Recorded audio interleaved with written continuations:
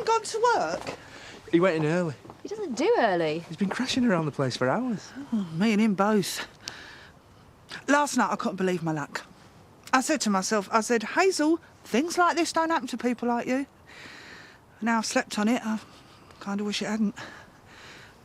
I need a second opinion. You two got a minute? Yeah, just let me jump this. It? Declan's made Hazel an offer that she really shouldn't refuse. He said we can rent his cottage for peanuts and convert it for Jackson. And the problem is? It's a bit snug, and there's no garden to speak of. And Aaron works next door. So, they're putting him in the chair and he's trying to put a brave face on it all. Me and Jerry are just standing there, looking at each other. Neither of us knows what to say for the best. Guess who turns up? Pearl. And you know what? He looked at her like a drowning man, eyes up a lifebelt. Well, I expect he's sick of the sight of me and Jerry. And that's my fault, is it? Anyway, won't be long before we'll be whizzing him around the village in that wheelchair. Great. So I was wondering if Look, you... I've got a life to lead, work to do. What should I know? Start with breathing.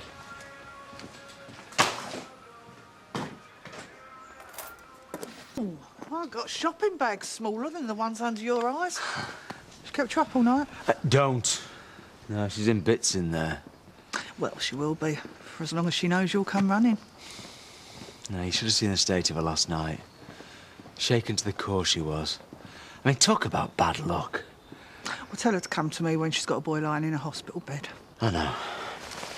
When I got mugged in Mexico, the boy had a knife. He was half my size. But as I handed him over my purse, I said to myself, Hazel, he needs the money more than you do.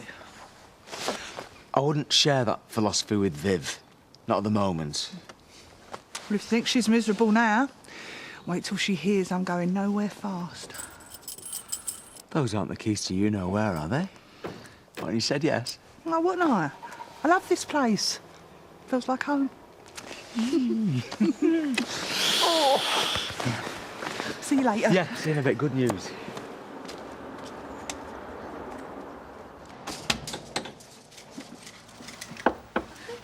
This is it, then? Operation Renovation is go. Very compact.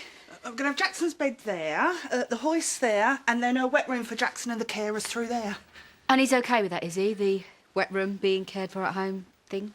I suppose he's got much choice, has he? Well, I said to him, Jackson, I saw far worse from both ends when you were a baby.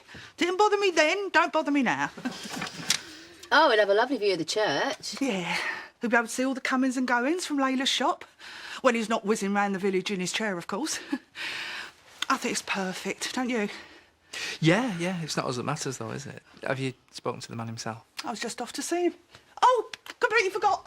Oh, congratulations on the baby. Oh, to the both of you. And 2 fingers to anyone else who thinks otherwise. I distinctly remember Pearl promising to keep our kidneys to herself. Right. Aaron? Do you really think that another visit from me is going to get him walking again? No, but... I'm not going, right? That's not what I was going to ask you. Well, whatever it is, it's a no. No, I was wondering if you'd mind. See you later. She wants to know if you want to have a look round Jackson's new place. Don't get you. I was wondering if you'd mind if Jackson came here after he comes out of hospital. As in here? Due to my amazing negotiating skills and the fact he fancies me something rotten, Declan's given us this place cheap. He's trying to wind me up. Well, he may be loaded, but he's got a heart of gold. I signed the lease this morning. I wanted you to hear it from me first.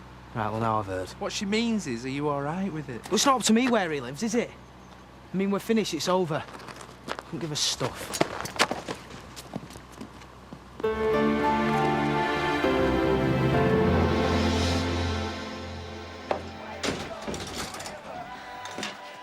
Brought your dinner.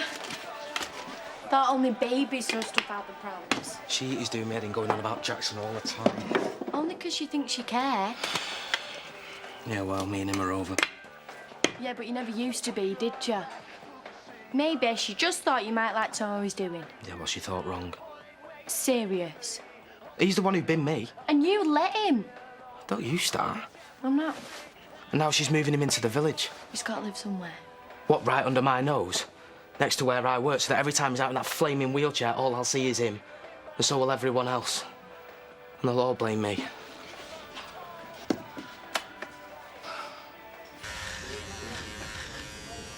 Pretty good job, though I say it myself. You should be. You get enough practice shaving your own moustache every morning. Oh! What have I told you about giving the nurses grief? So what's the homemade soup today then, Hazel? Pea and ham. I've made loads, there's plenty for you girls. And Betty's donated some Christmas biscuits. Oh, we'd starve if it wasn't for your mum. Do you want to hear my news? Do you want to hear mine first? Go on, I'm all ears. It's fish and chips tonight, and that is the only good thing that they do here. Well, something to look forward to, eh? This came from Ashley. And my new physio? Well fit. So you've not stopped looking then? I've lost my body, not my brain. There we go. Merry Christmas and all our love from Ashley, Laurel, Gabby and Arthur. Bit of a demonic Santa on the front by the vicar's kids, isn't it? Go on, your turn. I found us a house. Well, a home, actually. It's that place you did up for Declan. No. No chance, not ever. I'd rather stick pins in my eyes than live there. When was the last time you went to see him? Well, the hospital stinks. All you can do is lie in his bed. You run out of stuff to talk about, so you end up just watching TV all the time. And you wonder why he wants a little bit of his life back. Yeah, and what about mine? You wouldn't have one if it wasn't for him.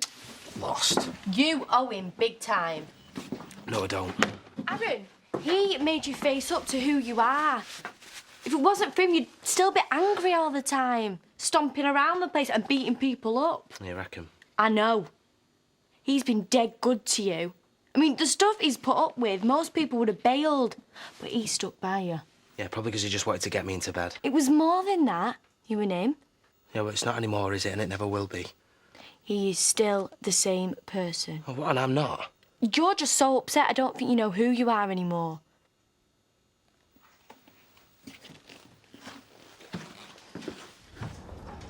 It's just right. For the both of us. Tough.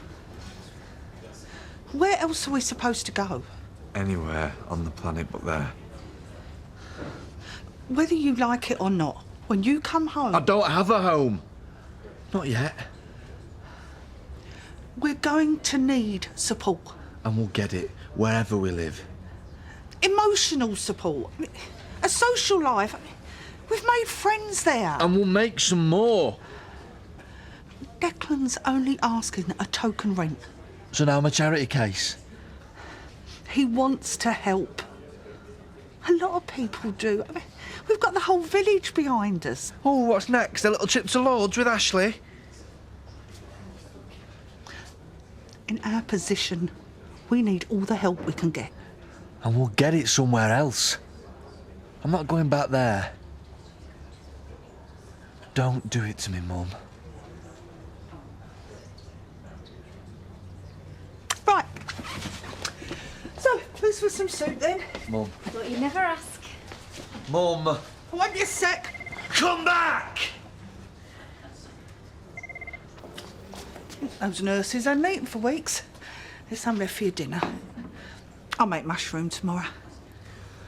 Don't you ever walk out on me again just because I'm lying here does not mean that you can ignore me. Like I would ever want to see that place again and the losers that live there. I'm sorry. I didn't think it through. I know what you're like. You just go and do it anyway because you think you know best, but you don't get it. I just thought you'd want to be near people who know you. People who know what I used to be. Who'd stare and pity me. People like Aaron. Every time they look at me, I remember who I was. That person's gone and he's not coming back. And the only way I'm going to get through the next 50 years like this is just to forget that he ever existed.